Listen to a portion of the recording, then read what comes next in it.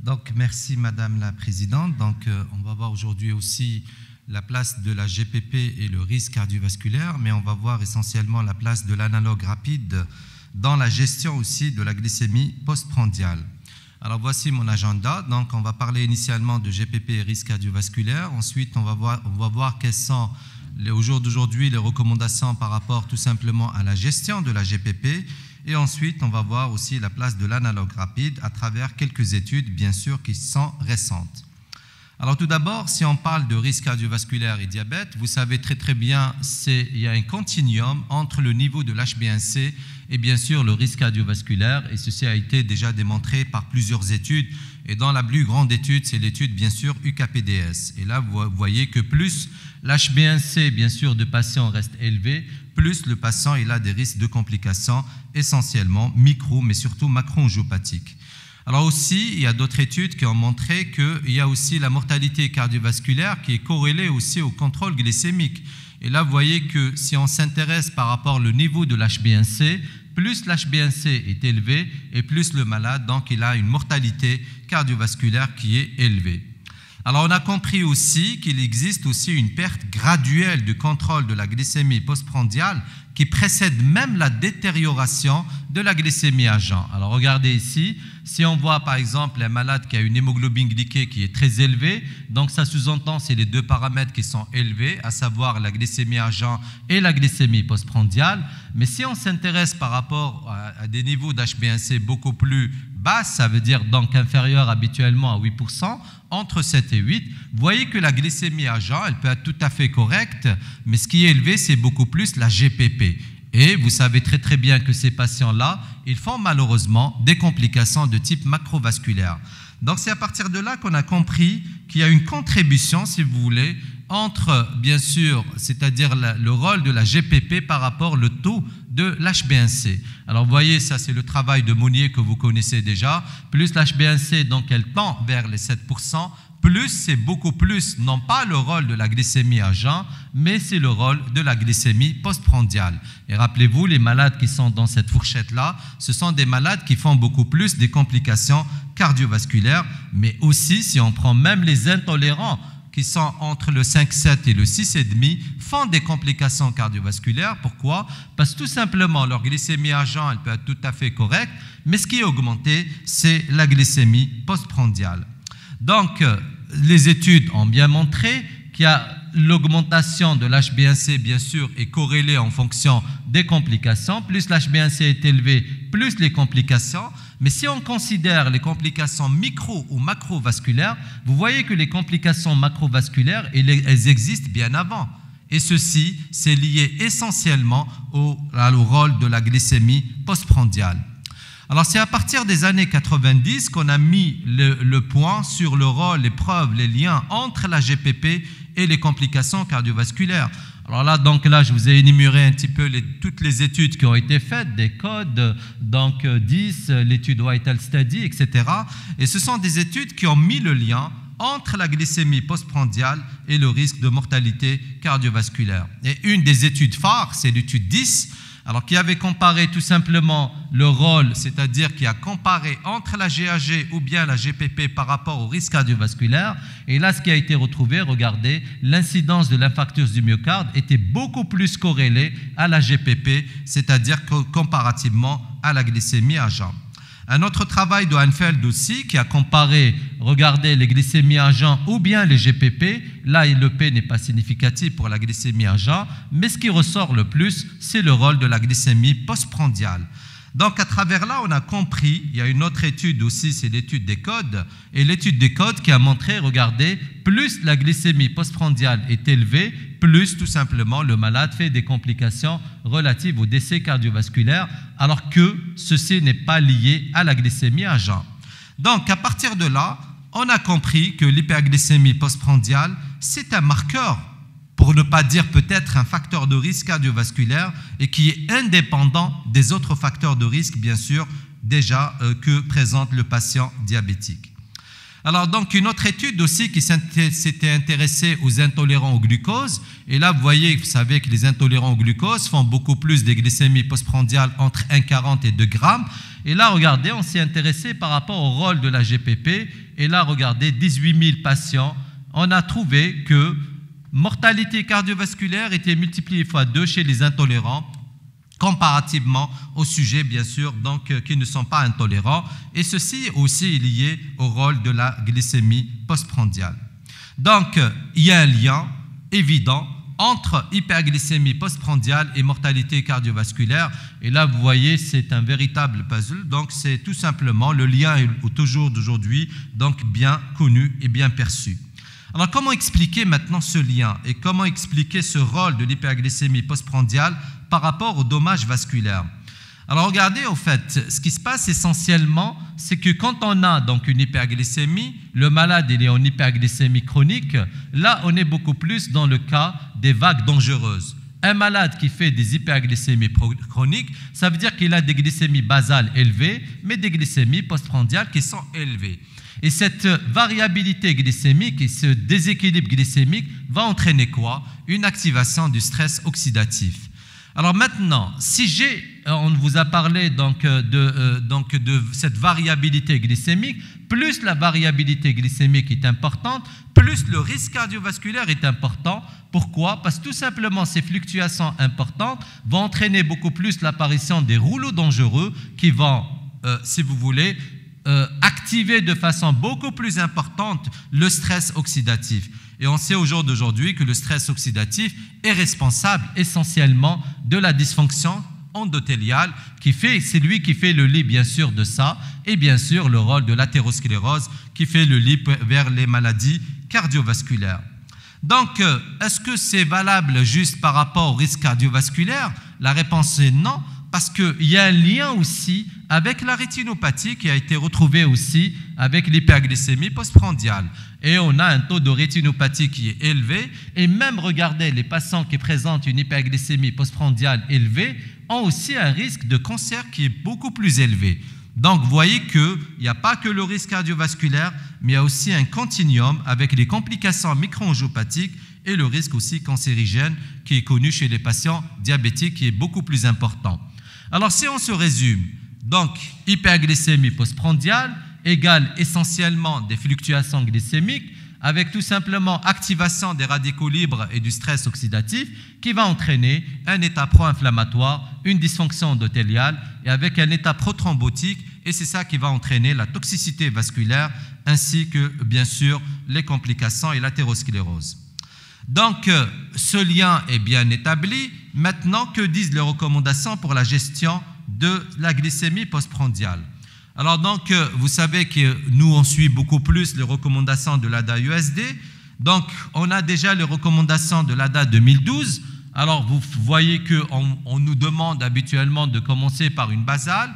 Si la basale, bien sûr, ne donne pas, donc là, on va vers le schéma prémix ou bien donc le schéma basal plus et basal bolus. Ça veut dire que cette intensification ici, c'est elle qui permet tout simplement, parce qu'au fait, la basale, elle vous permet de gérer tout ce qui est glycémie agent et glycémie basale, ça veut dire les préprandiales. Mais si on donne des insulines, soit prémix ou bien des insulines beaucoup plus, c'est-à-dire rapides, qui vont agir sur la glycémie postprandiale, ça améliore tout simplement l'équilibre glycémique. Ensuite, il y a eu des recommandations de 2015, donc ça n'a pas trop changé.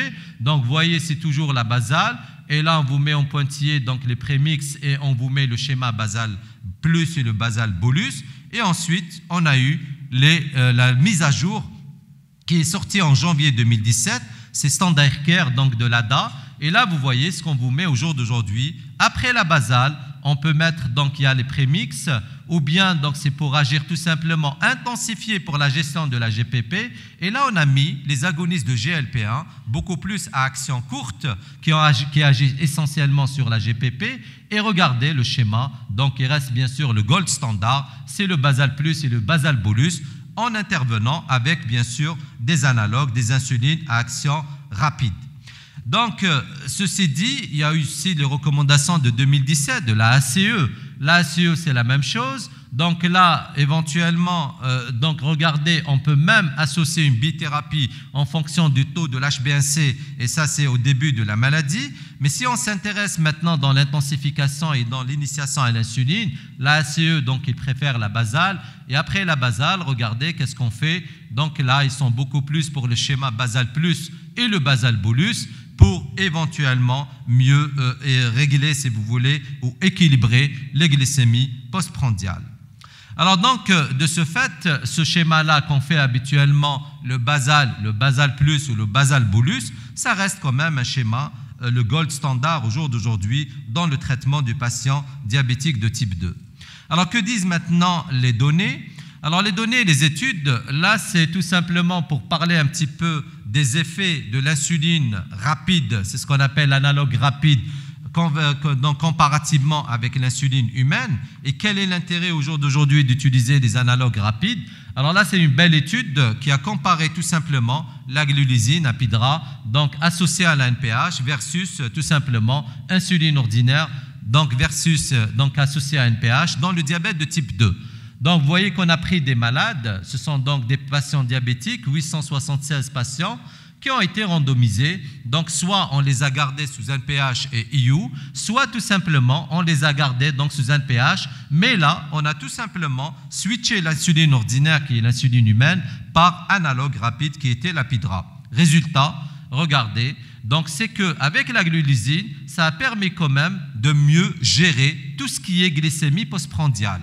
Donc, ça veut dire qu'avec les analogues rapides, c'est vrai qu'on n'améliore pas mieux les glycémies à jeun, mais on améliore essentiellement les glycémies postprandiales. Et là, vous voyez, si on s'attend maintenant aux résultats sur l'HbA1c, l'amélioration, elle est significative à 12 semaines et elle est encore mieux significative à 26 semaines. Ça veut dire qu'à travers ces analogues rapides, ça nous permet tout simplement de mieux, si vous voulez, agir sur la glycémie postprandiale. Alors, comment expliquer tout ça? C'est que vous connaissez essentiellement, donc ça c'est l'insulinosécrétion endogène chez un sujet bien sûr non diabétique.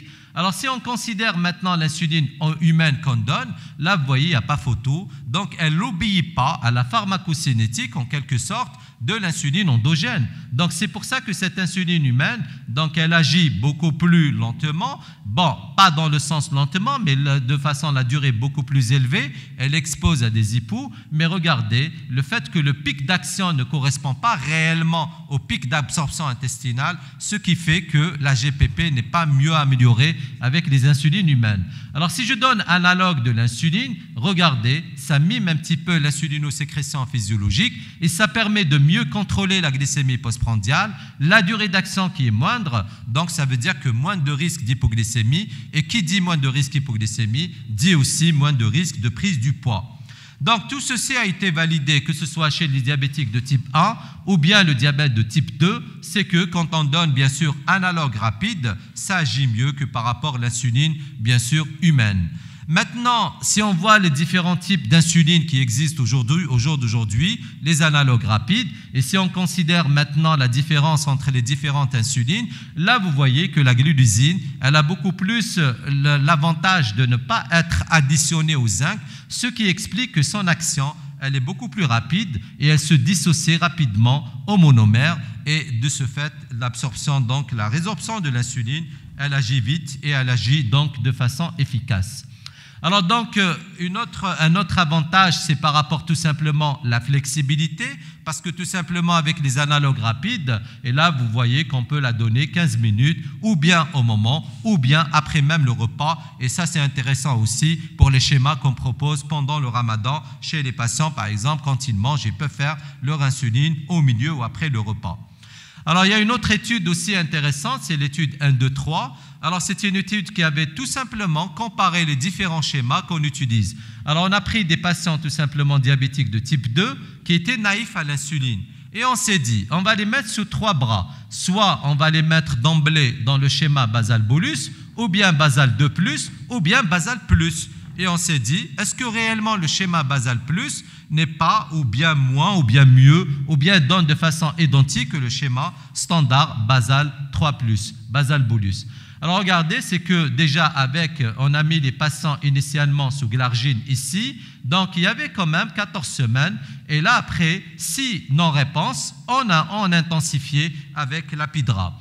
Résultat, regardez, c'est que déjà 23% des patients avaient une HbA1c inférieure à 7%, il y avait 37% déjà qui étaient sous glargine, étaient déjà dans l'équilibre, mais chez les patients, bien sûr, qu'on avait mis sous glulizine, c'est-à-dire le schéma basal plus, ça nous a permis quand même de mettre plus de 23% dans la fourchette de inférieure à 7%.